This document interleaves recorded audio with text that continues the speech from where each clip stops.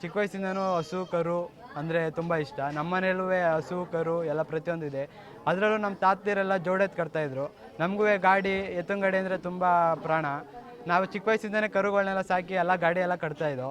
ಈಗ ಒಂದು ಸ್ವಲ್ಪ ದಿನದಿಂದ ನಾಟಿ ದನ ಅಂತ ಹಳ್ಳಿಕಾರ ಅಂತ ತಳಿ ತುಂಬ ಫೇಮಸ್ ಆಯಿತು. ಆ ಹಳ್ಳಿಕಾರ ತಳಿನ ನಾನು ಸ್ವಲ್ಪ ಏನಾದ್ರು ಮನೇಲಿ ಸಾಕಿ ಅದರಲ್ಲಿ ನಾನು ಸ್ವಲ್ಪ ಅದನ್ನು ಉಳಿಸ್ಬೇಕು ಅನ್ನೋಕ್ಕೋಸ್ಕರ ನನ್ನ ಹತ್ರ ಒಂದು ಕರು ಇತ್ತು 2 ವರ್ಷದಿಂದ. ಆ ಕರುನ ಈಗ ದೊಡ್ಡ ಮಾಡ್ಕೊಂಡು ಅದನ್ನೇ ತೆನೆ ಮಾಡಿ ಅದ್ರ ಜೊತೆಗೆ ಇನ್ನೊಂದು ಕರು ತಗೊಂಡು ಅದನ್ನು ತೆನೆ ಮಾಡಿ 2 ಜೋಡಿ ಸೀಮಂತ ಮಾಡ್ತಾಯಿದ್ದೀವಿ.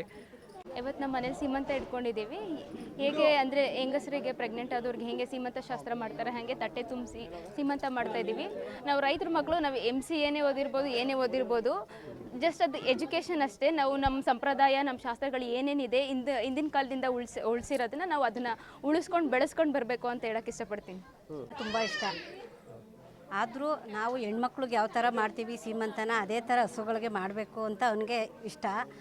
ಅವನ ಆಸೆನ ಈಡೇರಿಸ್ಬೇಕು ಅಂತ ನಾವು ರೈತರು ಮಕ್ಕಳಾಗಿ ಇದನ್ನು ನಾವು ಹೆಂಗೆ ಹೆಣ್ಮಕ್ಳಿಗೆ ಮಾಡ್ತೀವಿ ಅದೇ ಥರ ನನ್ನ ಮಗ ಕೇಳ್ಕೊತಾ ಇದ್ದಾನೆ ಮಾಡಬೇಕು ಅನ್ನೋದಕ್ಕೆ ಅವನ ಆಸೆ ಪೂರೈಸಬೇಕು ಅಂತ ನಾವು ಹಸುಗಳ್ದ ಇದೇ ಮೊದಲು ನಾವು